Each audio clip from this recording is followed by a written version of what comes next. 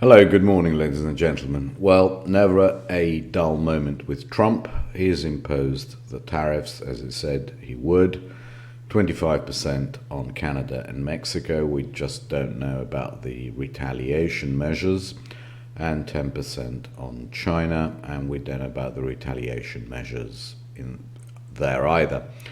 Now, what can we say about tariffs? I have included a link to Joseph Wang's interview, and I completely agree with everything he said. Tariffs initially are a risk-off event because I just don't see that they are anything but steepeners in the bond market.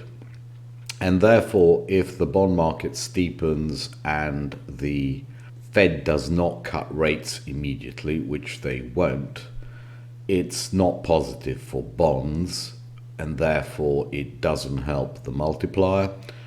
And also there's a very big risk, indeed a probability, that they have to be eaten, as it were, by the margins, i.e. that companies have lower margins and therefore lower profit as a percentage of the good sold.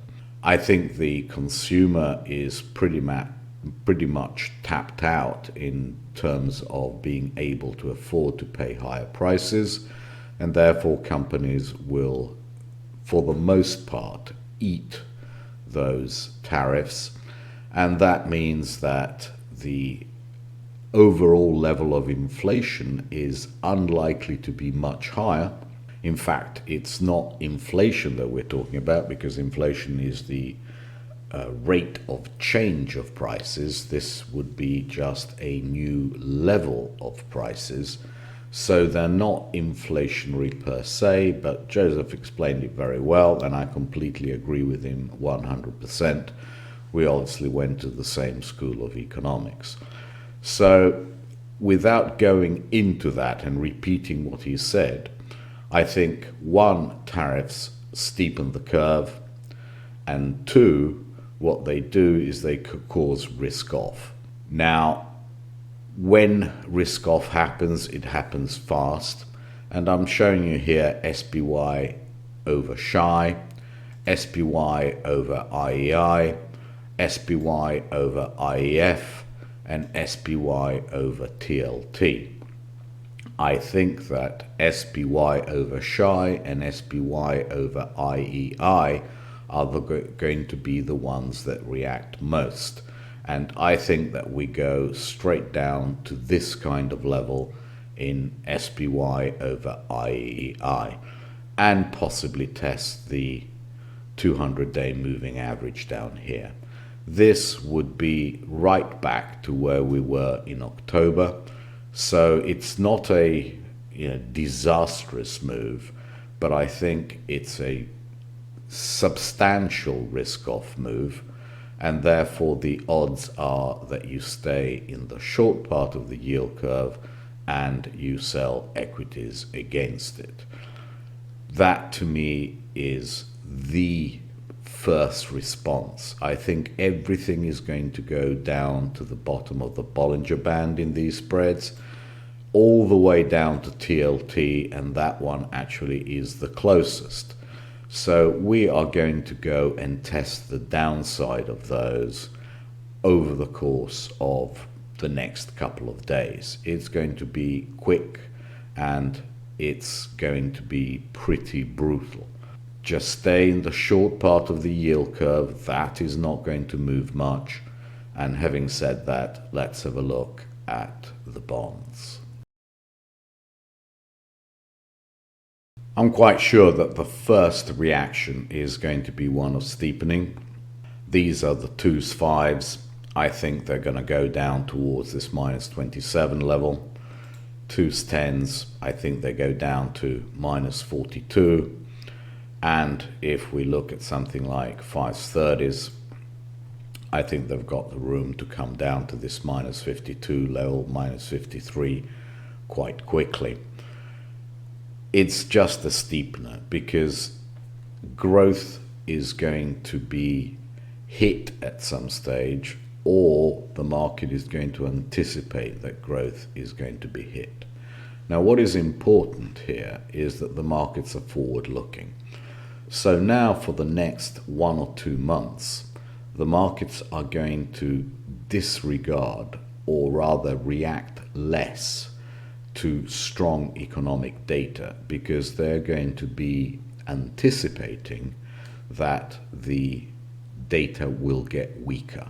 Naturally, data is not going to get weaker in the next month or possibly 2, but the market is going to be anticipating weaker data. So on Friday we have NFP, and if the NFP is still strong, the market is going to shrug that off, because it's going to say, well, we know that, right? But any sign of weakness in employment or GDP, and the market is going to get the bit between its teeth and buy bonds, simply because that's the way markets are. It's going to be anticipating that these tariffs, and especially if retaliation happens and then Trump sort of puts on more tariffs, you are going to get a potentially quite strong risk-off move as the market looks for lower growth ahead. And if lower growth is what we get, then the market is going to start anticipating that the Fed is going to cut as well. So there you have it. You stay short to start off with, and only later on, when the data does get weak, then you extend duration and you go as far out as you can. In fact, you go into the 30s. So to start off with, I think it's definitely a steepening move. With twos, let's have a look what they're going to do. I mean, what should twos do? Well, they shouldn't really do very much, but they every time they bounce, there will be buyers, because they, you know, the market will start anticipating that at some stage over the next 2, 3, 4 months, the data of growth is going to get weaker, and therefore that the Fed is going to have to cut. So any bounce up in twos, there will be buyers, and I would not be surprised, depending on the level of risk off, i.e. how violent the first reaction is, that twos actually end up lower in yield, because there's only so much out there that, you know, they can go up, and if they can't go up, then they're going to go down. It all depends on how violent it is. But what I would say is that if you buy the twos and you buy the fives, you're not going to lose much. And you can see that this 200-day is beginning to actually, you know, turn over in fives as well. So twos and fives, I think, are perfectly all right. 10s and 30s, they could have a couple of days of, you know, because of the steepening. And there you have it. That I've said it all. You know, stay with twos and fives. You're not going to go far wrong. Stay with SOFR if you're afraid of the twos and fives. But I wouldn't be afraid of the twos and fives. Now, a word here about the QRA. And on Monday and Wednesday, we have the QRA.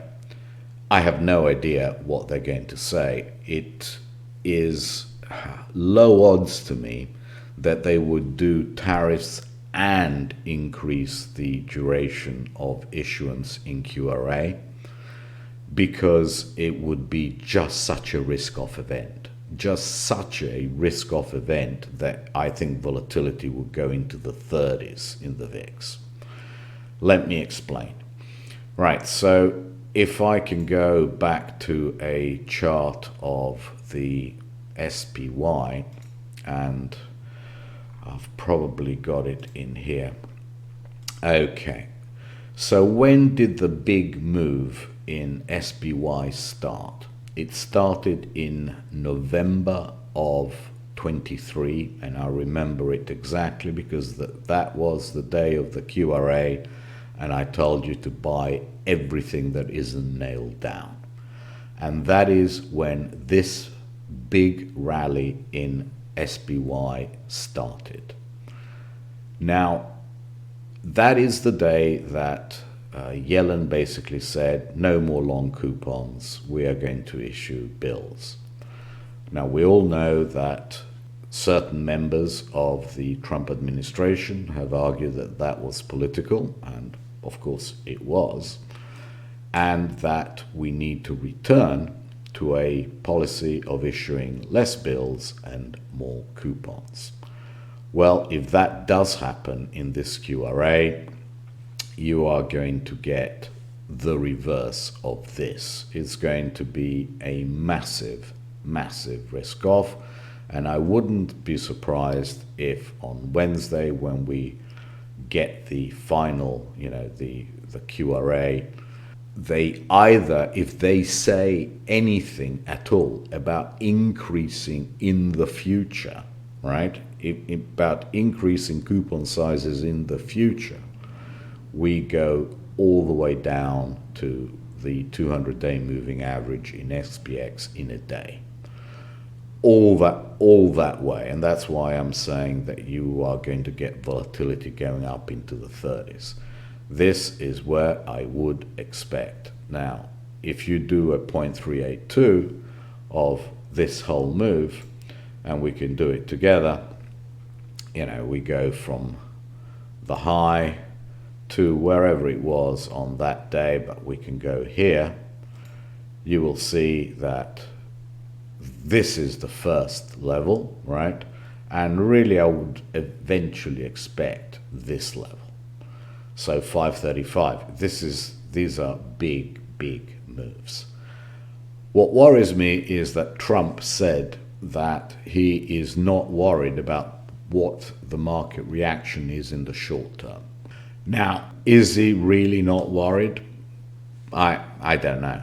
But if the QRA gives any kind of hint that they're going to change the coupon sizes upwards, and we already have the tariff shock, which I think brings us down towards filling these gaps in any case, towards the 580s, you are going to get a mother of any risk off, and SPY over SHY that I showed you, SPY over IEI, is just going to go straight down to the 200-day moving average support on those charts.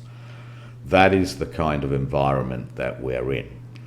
We are going to retrace a good part of this move, because this whole move, don't forget, was caused by Yellen juicing the markets. If that is reversed, this kind of level is not at all out of the question. I've told you about the QRA, I've told you about the tariffs, so I don't think they should do that, because the market reaction is going to be far too strong. I think they ought to do the QRA in 3 months' time, but it's a sensible, it's not a completely nonsense argument to say that if you're going to smash something, you might as well smash it completely and get all the news out the first day. But again, tariffs are strong enough, but if on top of that you get QRA, you can forget it. You will probably get a limit down move in SPY. That's all I can say. Last week, the ECB cut rates, and they indicated they would continue to cut rates because Lagarde is absolutely convinced that during 2025, they will reach their 2% inflation target. And I agree with her, especially if Trump puts tariffs on the EU as well. And that should be the market expectation from now on, that the tariffs will go on trade with the EU as well. And as we know, the EU is an exporting bloc, and therefore that is not good for growth there, and growth there is zero. So you could easily go into a situation where the market starts expecting an actual recession in the EU. Can you sell shats? Absolutely not. I think it's far more likely to head down towards 190 again than anything else. Can you sell bobble? No, I don't think so. I think it's far more likely to test this 190 level as well. Can you do anything but buy bunds? I don't think so. I think it might not go very far because they're going to stay around the 230, 240 area, but the yield curve there should steepen as well. So if you look at 2s10s, making new lows, I think that is going down to minus 53 in 2s10s. So if you really want an instrument in which to hide, I would say shats. Absolutely zero chance that it goes down in price, and a pretty good probability that it goes down in price. And it's an excellent place to hide out. Let's have a look at the crosses between the US and Germany. 2s2s. Here it is. We've corrected. We went right down to 193. And what happens now? I would not be surprised if that doesn't start going up. You know, to me, it makes perfect sense. It makes perfect sense. You're going to get a strong dollar. It makes perfect sense to me that 2s2s start going out. And if we look at 5s5s, to me, it makes perfect sense that we re-establish it somewhere around 218, and 10s less so. But, these kinds of levels, 217 to 220, make perfect sense. So you want to be hiding in the German rates if you don't want to hide in the US rates. I think eventually this will come down, because if growth in the US does go down, the Fed will have to cut. And we all know that, they are dovish.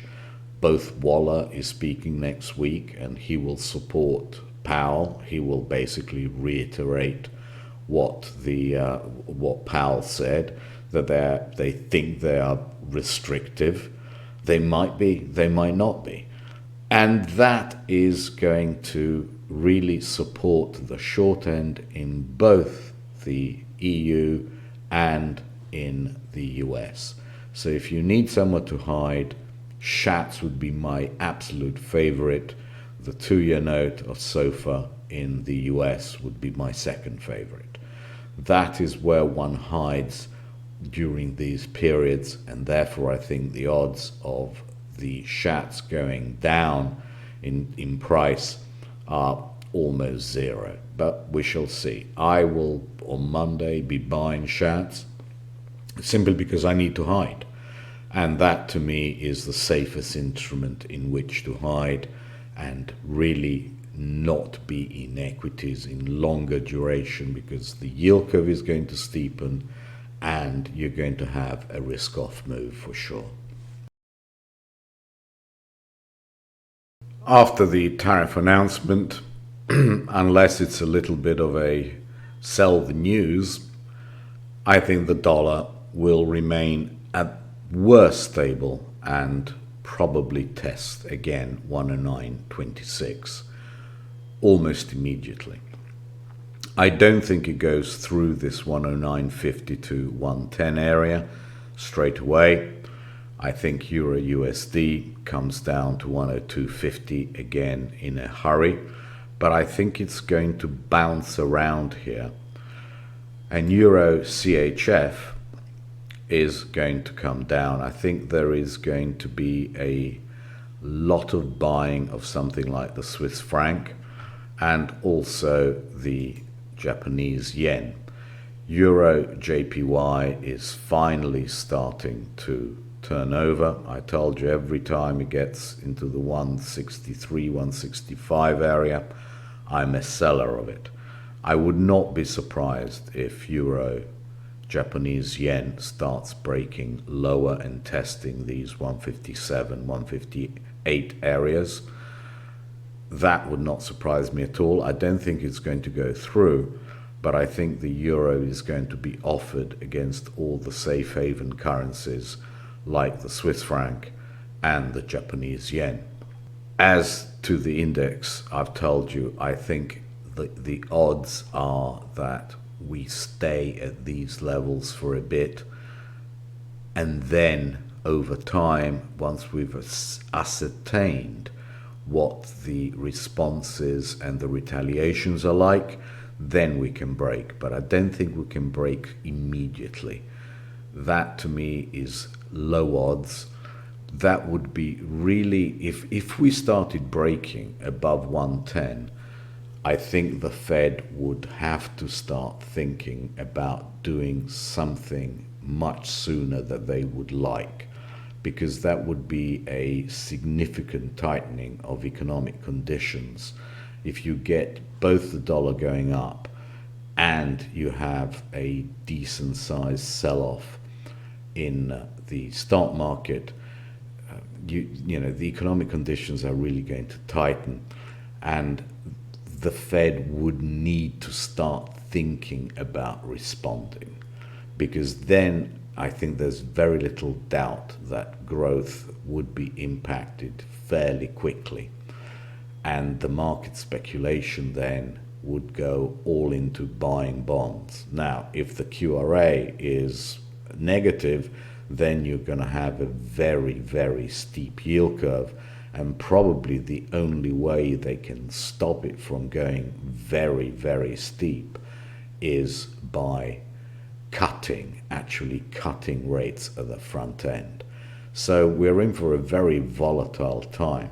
I would hide as much as possible in short duration bonds, anything between 2 to 5 years.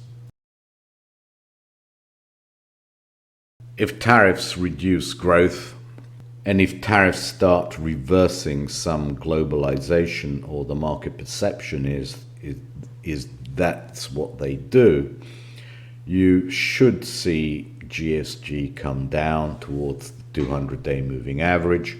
Basically, we failed above 23, and we are now going to go down again towards this 2160 area. But the one that's interesting to me is gold GSG, which should start breaking up towards the highs. We retested the 200-day moving average, and you remember a couple of weeks ago I told you this to me looks like a buy, and you know we've gone almost 10%. So we are going more, and this is gold. Gold to me is just fine. I think it's going to react to the strong dollar, and possibly to the steepening a little bit to the downside, but I doubt very much it breaks this 2720 area, and after that it starts going up. And boom, with the beauty of editing, here it is, gold minus 2 times SPY plus IEI. So that is basically the butterfly with the SPY in the middle and gold and 3, 4, 6, let's call them 5s, who the hell cares. And this is November of 2023. This is when the move started in that butterfly, and I think that the fact that this butterfly couldn't break these lows means that we go straight to the 200-day moving average in that butterfly, and that means buy gold, sell 2 times SPY, and buy 1 IEI. So what I'm saying is that gold is going to be better bid than equities, and probably somewhere at a par with IEI. You're not going to go far wrong with thinking that this butterfly is going to go up towards the 200-day moving average, and you can see how every time it went up to the 200-day moving average, it then fell again. But I don't think that that's going to happen now. I think that here we are in November of 2023. We had this big move down. I think we start retracing that move, which basically means on dips you want to buy gold. And let's have a look at gold again. So I think these kinds of move down to 2720, you want to buy them against equities and probably even against bonds. I think, it's clear what I think. I think commodities are going to be bid less than gold, and I think that gold is probably going to do better than longer term bonds. So you do want to be buying dips towards the 2700 level, because I just don't see that equities can withstand the risk off that is coming in the next couple of days. When faced with big macro events like we are at the moment, you have to zoom out and have a look at the larger picture, and also have a look at where we came from and where we are likely to go. So let's zoom out this area here. I don't think there's any support until 58.65, okay? And after that, I think that we go down to 56.68. To me, that is the support. The real support is down here at 56.68. I think that we're going to go sideways, but I think the upside is what it is. If you don't think that the market can go down a lot, I would, buy some put spreads with this kind of level, 56.68, as your lower leg. That is what makes sense to me. But if the QRA is bad, though, I don't think that even 58.68 holds it, because I think it goes at least to a retracement of 0.382 of the whole move since November 23, and let's have a look at that. So here I have a weekly chart, and these are the retracements for all the way back to November of 2023 when the QRA came out. So let's have a look at what that says. Basically, you are looking 0.382 around the 53.50 area. And what this weekly chart says is the first level of support on the weeklies is these weekly Bollinger Bands, and it's down at 56.50, which is precisely what I told you is the level of support from the longer term chart, the clean chart. So to me, it's the risk reward is in buying put spread with whatever is at the money first thing on Sunday evening, all the way down to 58.50. That is, to me, the likely move, that we go and reconnect with these moving average over time, and either 56.50 holds it or 53.50 holds it. Depends on the QRA, really. If the QRA is bad and they come out with more coupons, I think the stock market gets destroyed. More shorter term, I think the first level of support is 58.64.65. That, to me, is the first level of support. We're going to go straight through these Bollinger Bands, and that is where the 200 period moving average is. That is where, all these bottoms are. I would not be surprised that we go there at all. Now, what is going to be interesting is vol. I'm still slightly long of vol, and I think that the first level straight away is going to be the daily Bollinger, and I can enlarge that to you. So we're going to go to 1950, and what really interests me is if we close through 2060. I think 1950 is almost a given. I don't think that the market is going to take this as a buy the rumor, sell the fact in volatility. I just don't think it's possible. I think there are too many variables for people to start selling vol. Now that we've closed this gap, all we've done is enabled going back to where we came from. And I think that at some stage, I really would not be surprised with front month vol trading at 2060. The really scary level would be if we started getting to the 30s, and that will only happen if the QRA is bad. If the QRA is bad, just buy vol.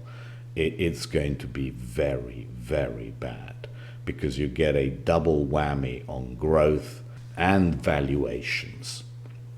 I really can't see how you can do anything but buy longer term vol if you get both of those death knells for the market.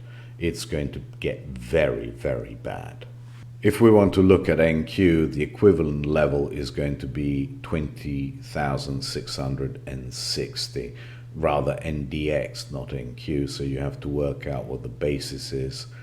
And I think that we go there in a hurry, and then we probably fill all these gaps down to 99 and bounce.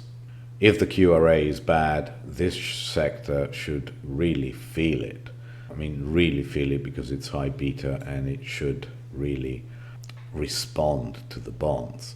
So let's have a look at where NQ came from, and this is November of 2023.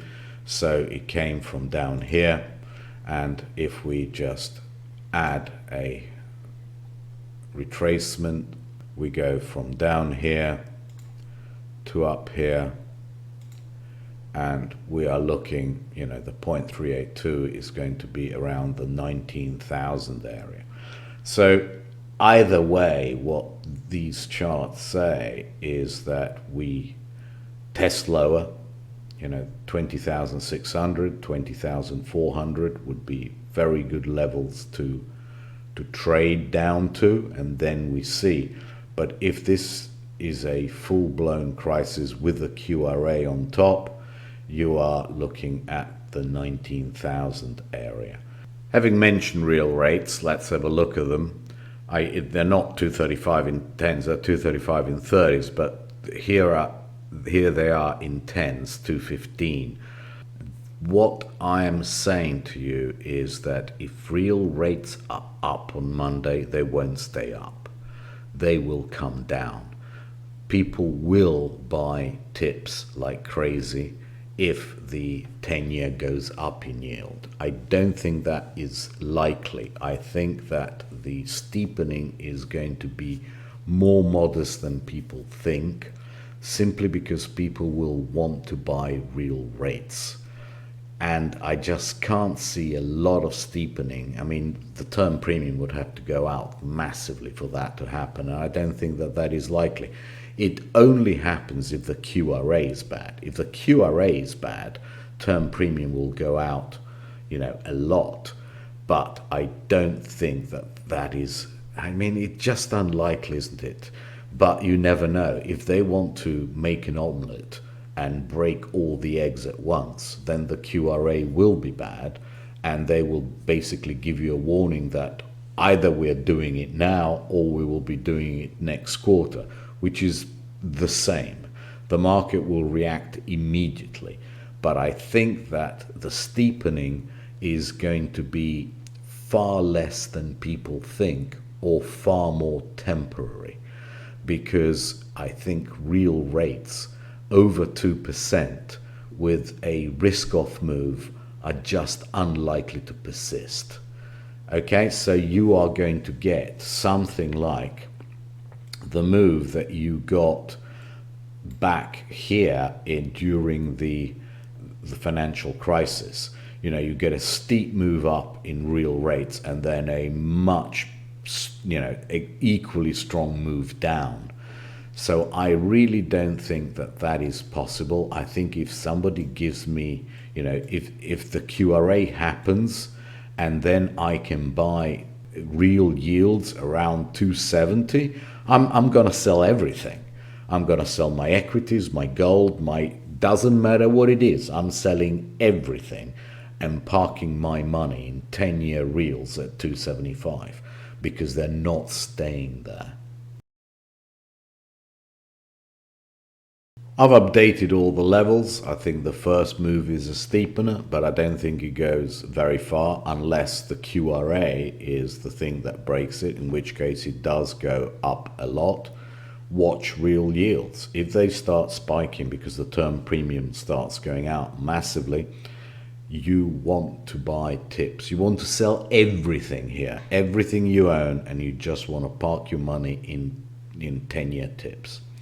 That's all you want to do. I think the other place that you can hide is here, Schatz and Bobble. I think the odds of these going down in price are almost zero.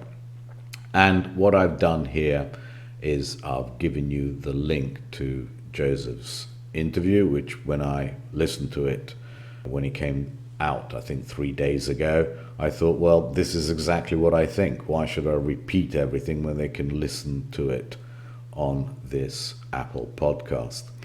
Now, what I will be doing is I'll be watching ITOT over government, SPY over SHI, and IEI rather than SPY TLT, because that will react least. These will react most.